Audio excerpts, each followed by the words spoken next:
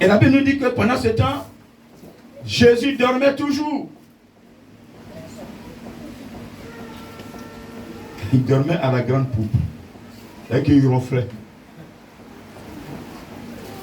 Amen. Et les apôtres étaient en difficulté. Leur vie était menacée. Ils ont tout fait, ils ont tout essayé. Il n'y a pas de solution. L'adversité était vraiment grande. Le danger en face. L'adversaire avait pris ses mesures. Vous, je vais vous détruire, vous et votre maître. C'est vous qui savez enseigner la foi aux gens. De croire, pour moi, il n'a qu'à me laisser. Donc je vais vous détruire. Et dans la mer. Amen. La peur a envahi les disciples. Malgré leurs cris qui attestent la peur qui les anime, Jésus dormait toujours. Jésus n'était même pas réveillé. Il dormait. Alléluia. Amen. Jean dit à Pierre, s'il te plaît, si tu ne réveilles pas mon rôle, on va tous mourir. Lui, il va mourir aussi.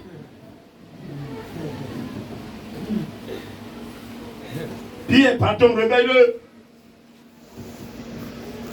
Mais s'il vous plaît, je disais que si tu ramasses même, toi seul, 80 tonnes de ciment, un jour tu as tout ramassé pour mettre dans une maison, 500 mètres, tu viens prendre un paquet ou bien 5 paquets, tu fais rentrer, 2 paquets, tu fais rentrer, jusqu'à 80 tonnes. C'est-à-dire que tu es épuisé jusqu'à même. Le soir arrive 16h, 17h, tu es épuisé. Quand tu te mets sur l'île, on ne pourra même plus te rattraper. Hein. Même nourriture, tu ne mangeras pas. Même l'eau, même là, tu ne vas même pas avoir l'eau pour te laver. Tu donnes l'eau, c'est bon. Madame, laisse l'eau là, c'est bon. J'ai besoin de sommeil. Cette fatigue-là même là, si un enfant prend l'eau et puis il balance l'eau là sur toi, une goutte d'eau qui va tomber sur toi, tu vas te réveiller. Malgré ta fatigue. À plus forte raison, dans la barque. L'eau tombe dans la barque. Cousin, l'eau rentre dessus. Le cousin est en train d'imbiber l'eau. La tête de Jésus est dessus. Son corps, tout ça, est dans l'eau. Mais il ne se réveille pas. Je vous donne cette image pour que vous compreniez. Est-ce que Jésus dormait? Qu'est-ce que Jésus voudrait voir? Qu'est-ce que Jésus voudrait voir? Jésus voudrait voir la foi de ceux qui le suivent. Vous me suivez? Est-ce que vous croyez en ce que je vous dis? Et pendant ce temps-là, en ce moment-là, je vous dis la vérité, je vous dis que les apôtres ne savaient pas qui était Jésus. Oh, parce qu'il y a un homme. Ma belle-mère était malade, il est arrivé, il a guéri. Il prie. On a la nourriture, on mange. On est rassasié. C'est vrai, il nous enseigne. Mais c'était le sujet à cause de nourriture. Il a choisi. Mais certains n'ont pas compris vraiment pourquoi il les a choisis. Il voudrait que les pros se présentent. Pour qu'il y ait un déclic. Et que partant de cette heure-là, les apôtres sachent qui est en face d'eux. Amen. Quelle est sa capacité? C'est vrai, il prie pour les malades qui sont guéris. Mais il n'a pas encore opéré sur la mer. Il n'a pas encore donné ordre au vent. Il n'a pas encore donné ordre à l'eau. Et ces éléments vont obéir devant eux.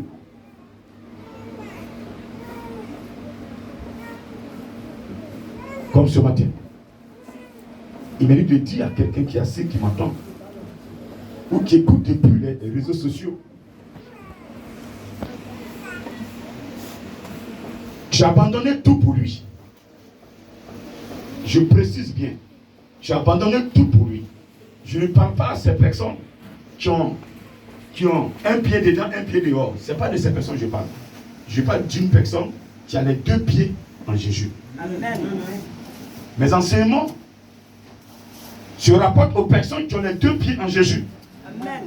Parce que celui qui a un pied chez le péticheur, un pied en Jésus, ce n'est pas de où je parle.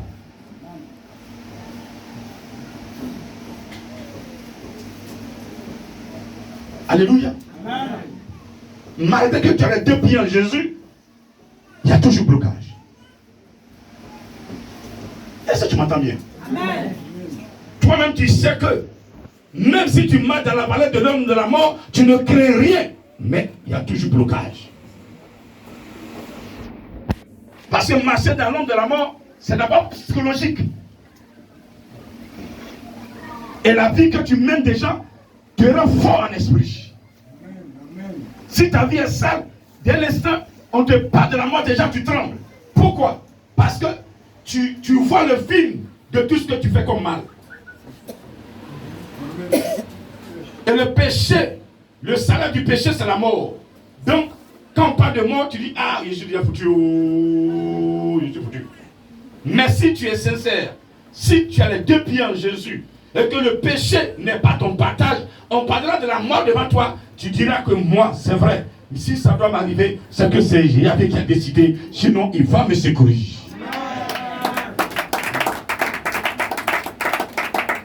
Amen. Ça a chauffé sur les apôtres. Ça a chauffé eux. Tu sais quelqu'un, ça a chauffé sur eux. Ça a chauffé sur eux. Il n'y avait plus de solution. Pierre va réveiller Jésus. Sa manière de parler m'a fait beaucoup rire.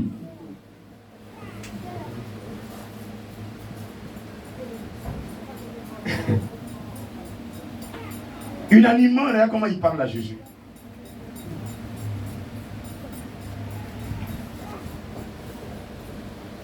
Il le réveillait et lui dit, Maître, ne t'inquiètes-tu pas de ce que nous périssons?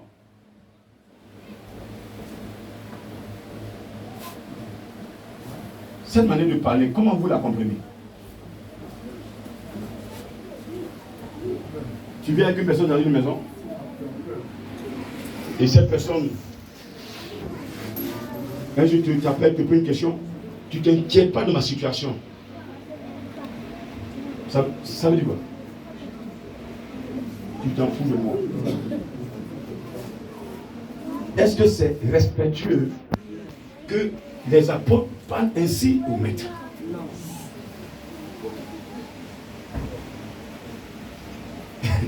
Ne t'inquiète pas, toi tu es là en train de remplir alors que nous sommes en train de mourir.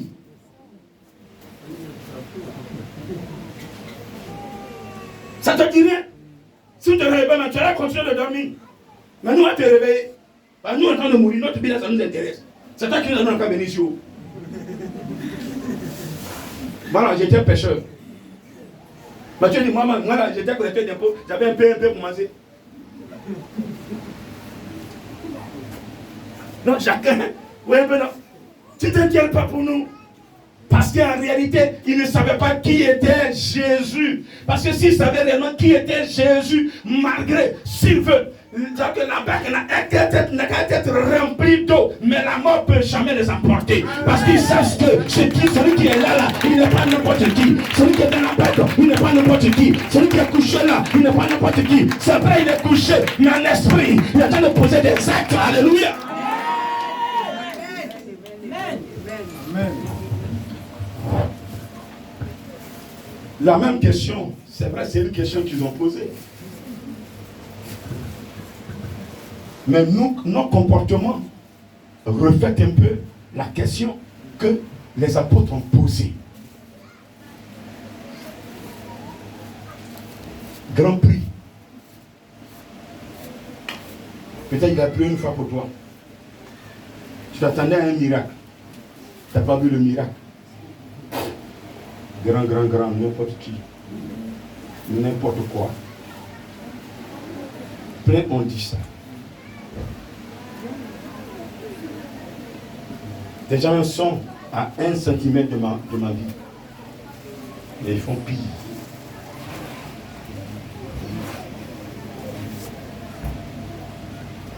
Grand.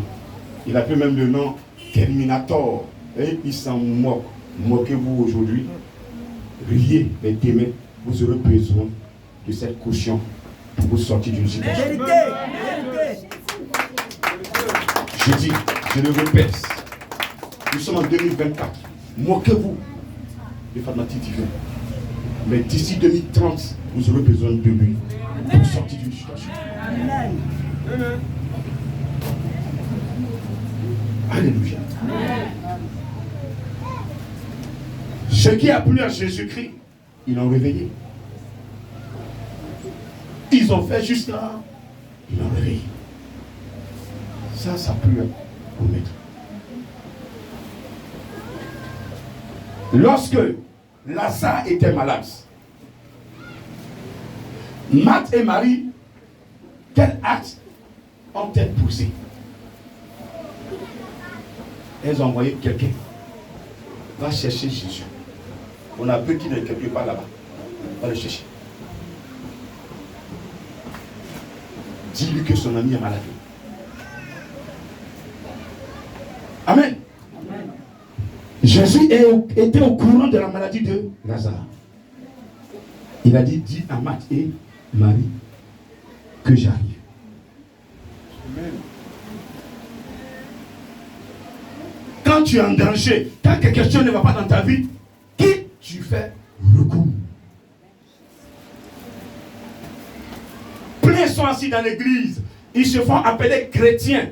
Quand ils sont devant une épreuve, la première personne, c'est le péticheur. Ah, ma grand-mère est féticheuse.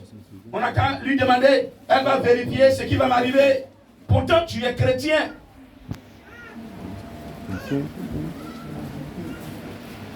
Ah, dans notre famille, là, on adore fétiche. Il y a un grand fétiche. Dans le monde, là, aucun fétiche ne peut s'égarer. Mais laisse-moi te dire quelque chose ce matin. Le fétiche que tu adores, on ne le connaît pas au Japon, on ne le connaît pas en Afrique du Sud, on ne le connaît pas en Europe, on ne le connaît pas ou encore en Amérique. C'est juste ta famille, ta petite famille qui connaît son nom. Même Abidjan, on ne connaît pas son nom. Le fétiche que tu as dans ta maison, que ta famille adore, là, tu arrives à Abidjan, tu parles de ce petit chat. On m'a dit, tu parles de quoi même? Qui devant moi?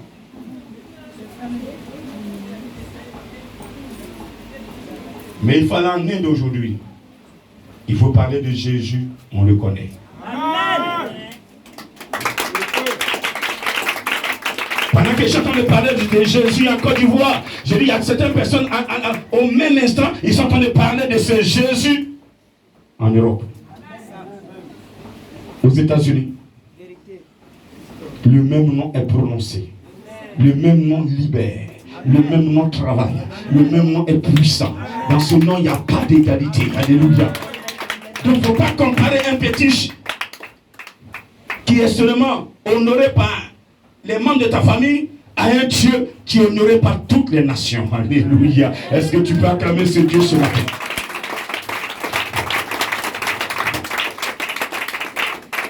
Je vais te dire que toi qui mets ta foi sur les statuts de ta famille, un jour va arriver, tu vas regretter.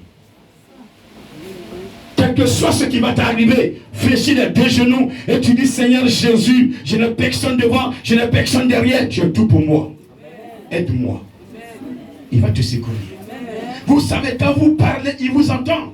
Mais pourquoi il n'agit pas? Sa main, vous écoutez sa main à cause du péché. Le péché rend court la main de Dieu. Dis à ton voisin, le péché rend court la main de Dieu. Sinon, le péché rend courte la main de Dieu. Quand tu es dans le péché, la main de Dieu ne peut plus te toucher. Quand bien même qu'il veut le faire, mais il ne peut pas. Parce que s'il le fait, le diable est là, il est témoin. Il dit, c'est pas ce que j'ai fait, puis tu m'as rejeté. Lui, il a fait, tu l'as repris. Lui, il est qui? C'est pas quand on pêche, là, Dieu ne s'occupe plus de nous. Voilà. Il a été juste. Il n'a pas été injuste à cause de toi. Où il il a sifflé penalty pour une personne, tu fais la même chose ici, il faut aussi penalty. Si tu tournes à dire, je ne suis pas penalty, il dit bon, comme vraiment tu as un visage comme ça, attends, il y a plus beau visage que ton visage. C'est ça. Vérité. Amen. Dieu ne regarde pas le visage, Dieu regarde le cœur. Donc ce matin-là, quel que soit ce qui va vous arriver, n'abandonnez jamais la main de Jésus. Amen.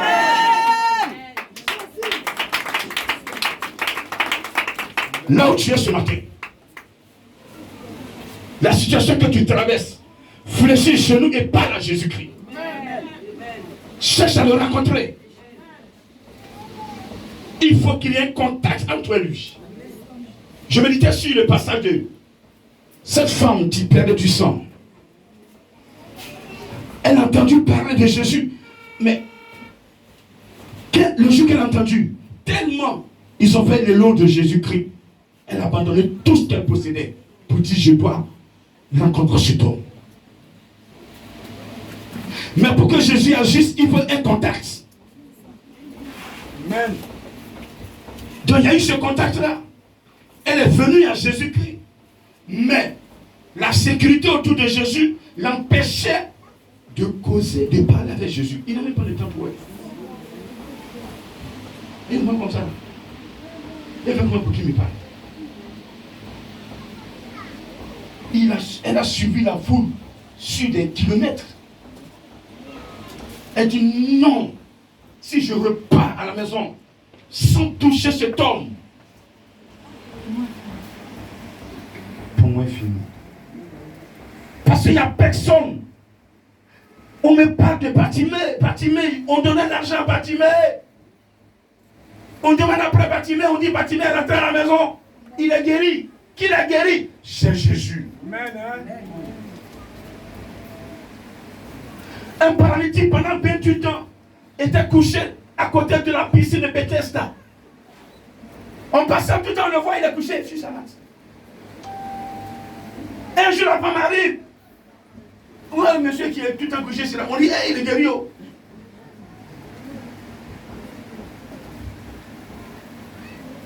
Il descend tout le temps dans l'eau, il n'est jamais guéri.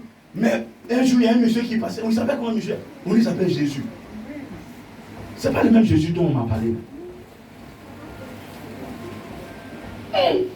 Donc c'est Jésus. Là. Et puis c'est pas fini. On m'a aussi parlé de ce Jésus. Cette femme qui partait au cimetière pleurait. Ce jour-là, on ne savait pas si la femme allait être enterrée avec son fils. Parce que rien ne pouvait la consoler. Personne. Personne ne pouvait la consoler. S'il vous plaît, elle pleurait. Elle pleurait, elle se lamentait, elle se gratinait. Oh my God. Pour moi, c'est fini. Elle ne voit plus le monde. Elle dit, pour moi, c'est fini. Mon mari est décédé. Lui, pour moi, quand je regarde ma vie, je ne fais rien. Je ne connais rien. Je n'ai rien. Je n'ai aucune ressource. Je n'ai aucune finance. Je n'ai aucun bien. C'est mon enfant. Ils ont promis qu'ils vont l'aider. Comme mon mari n'est pas là, ils ont pris soin de mon enfant. Ils vont l'aider pour qu'il réussisse et qu'il puisse m'aider. Voici que lui aussi, il est mort.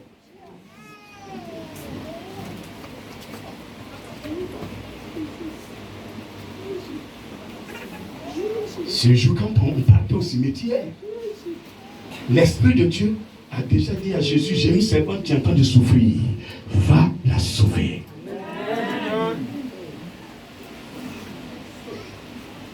Et j'ai rencontré le cercueil. La vie du monde, ça pleurait. Quand il a dit arrêter, il dit, mais c'est qui ça? C'est qu'est-ce qu'il veut faire le cercueil là-même? Arrêtez-moi le cercueil. C'est quand l'enfant s'est levé que tous les juifs, qui est ce monsieur? Qui est ce monsieur? Qui est ce monsieur? Et on commence à le tracer. C'est de ce même Jésus que je parle sur la terre. Amen. Je ne connais pas ton problème, mais il me dit de te rassurer que si tu as les deux pieds avec lui là, il ne faut plus craindre. Dis amen. Dis encore amen s'il te plaît. Dis encore amen s'il te plaît.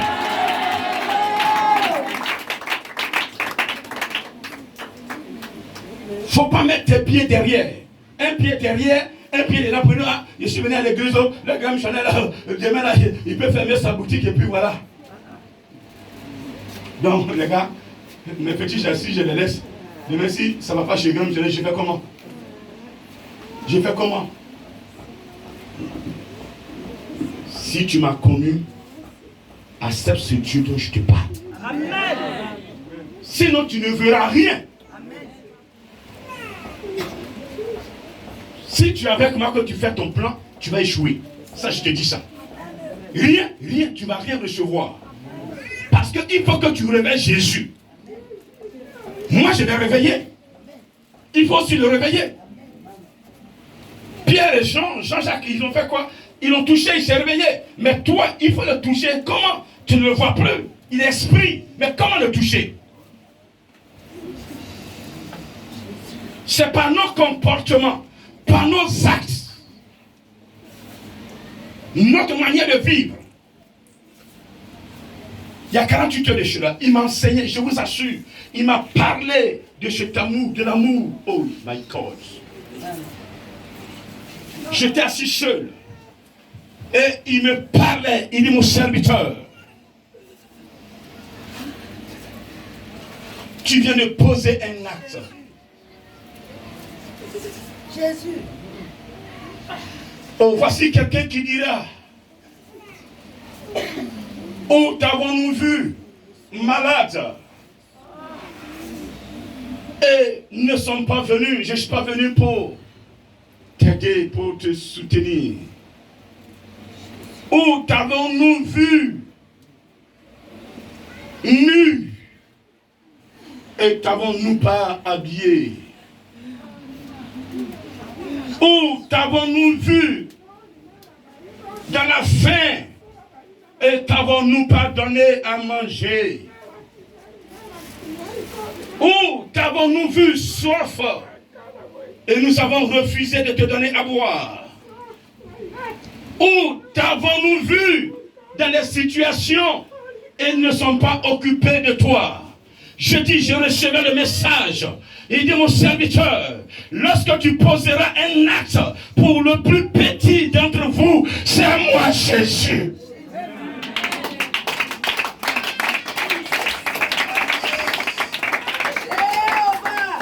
Retiens cela tout le temps que tu seras sur la terre. Toutes les fois que tu vas marcher sur un plus petit, chez ton frère, chez ta soeur, c'est sur moi que tu as marché. My God. Le mentir, nous continuons de créer des désordres. Nous savons que ce que nous disons a des impacts sur des vies, mais nous le faisons. Nous savons que l'acte que nous posons a des impacts sur la vie d'une personne et nous posons l'acte. Cette vie que tu détruis, est-ce que tu es capable de créer une vie? Dis-moi.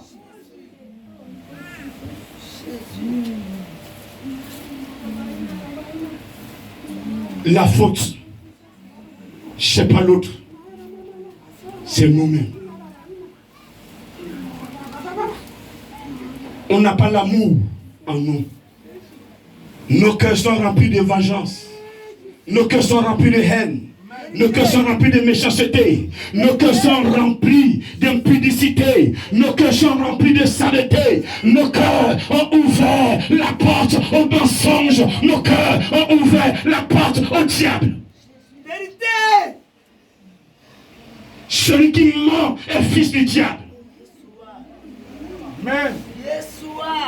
Celui qui n'obéit pas à la parole de Dieu pour pratiquer l'amour de son prochain est fils du diable. Jésus. Et le monde est en train d'être détruit. On accuse l'autre. On ne fait jamais nos mea culpa. On ne s'accuse jamais. On a toujours raison. Chrétien. Et on espère la résurrection. On espère qu'il nous ouvre les portes du salut. On espère en lui. On espère nous marier. On espère voyager. On espère travailler alors que notre cœur est rempli de haine, de méchanceté. Notre cœur boue, sans même qui prêche la parole de Dieu. On sait qu'ils sont dans la vérité, mais on les hait.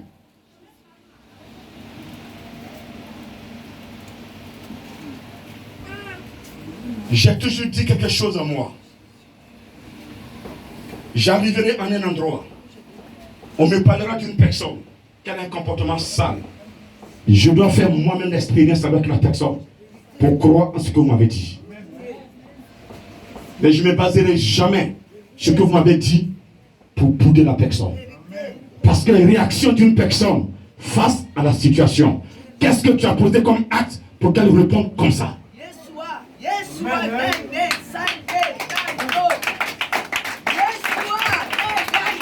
Si tu vas avec l'amour de Jésus-Christ et que la personne répond négativement, en ce moment, tu la classes. S'il vous plaît, nous sommes le sel. Complétez. La lumière. Nous sommes le sel. Nous sommes le sel de la lumière. Ça veut dire quoi? Sel. Vous allez préparer votre repas préféré. Quand le docteur même vous dit ne mangez pas ça, déjà votre visage est serré. Pourquoi? Parce que le sel a du goût. Le sel donne du goût à la sauce. Jésus. La plus belle femme, bonne femme, ménagère, n'a qu'à préparer. Mais s'il n'y a pas de sel, ça veut dire que tu dois apporter du goût partout où tu es. Mais si tu es à un endroit et les gens se déchirent, c'est que tu as un problème. Tu es un problème. Tu es un problème. Tu es un problème.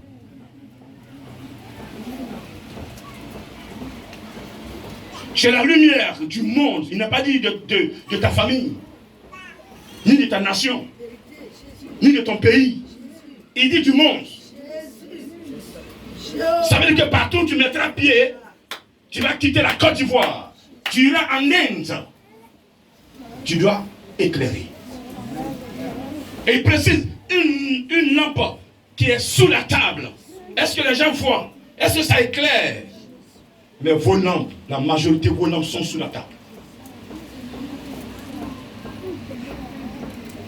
Vous devez éclairer, vous n'éclairez pas. Vous cachez votre lumière. Servant de Dieu, serviteur de Dieu, tu as des dons, mais tu caches. Là où tu dois parler, tu ne parles pas. Là où tu dois imposer la main pour que la personne soit guérie. Oh non, non, quand je vais imposer la main, elle sera guérie, elle va me rivaliser. Jaloux que tu sois, enfant du diable, fils de Lucifer, fille de Mame Wata.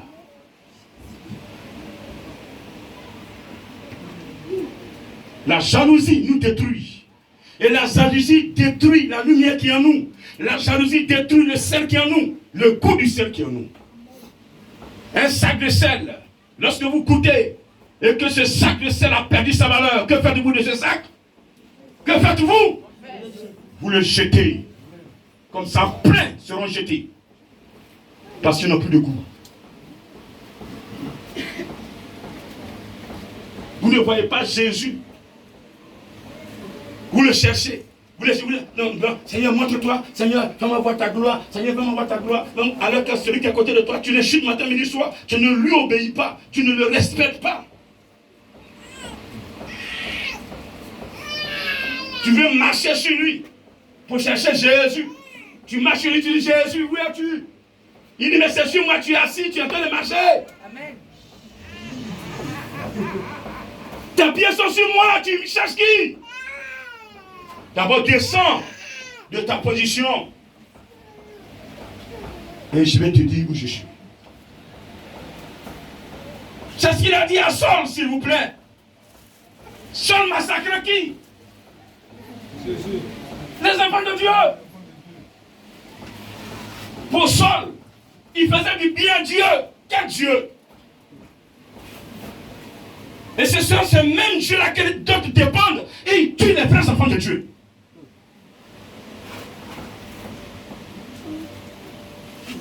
Toi qui vas adorer Yahvé, en esprit, en vérité, le même qui a envoyé Saul là, le même Saul est encore là.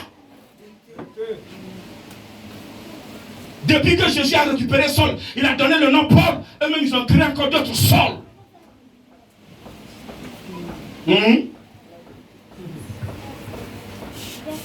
Donc vous voyez, ces mélangés quand ils viennent, ils parlent de Jésus sur les lèvres. Ils ne parlent pas de Jésus dans le cœur. Parce qu'une personne qui est convertie, comme Saul s'est fait appeler Paul, réellement converti, il va avoir la crainte de Jésus. Ah, tu sais ce que Jésus lui a montré en cours de route. Mais on parle de Jésus sans crainte. On parle de Jésus pendant ce temps, on a des gris chez nous, on a des fétiches, on est le plus grand brouteur. Et on dit on est chrétien. Pourtant on est brouteur. On vient à l'église, on est sapé, on a des trucs là sur nous, on ne comprend rien. S'il te plaît, nous sommes à la fin des temps. Je ne suis pas en train de t'insulter. Mais le Seigneur me dit de te prévenir que si tu ne cherches pas à changer, tu seras comme ces 10 femmes vierges qui partaient à la rencontre de l'époux.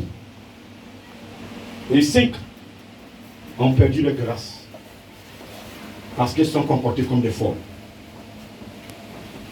Il n'est pas tard. Jésus ne te condamne pas parce que tu l'as jugé. Tu as jugé un serviteur, tu as condamné un serviteur, tu es chez les féticheurs. Le féticheur t'a fait confiance, il t'a même créé une église. Parce que l'église, je sais que quand tu travailles dedans, là, tu vas rencontrer le féticheur.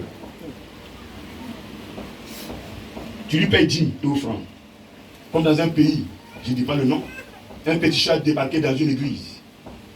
Il a ramassé tous les appareils. Il dit, votre pasteur me doit. Il n'a pas payé.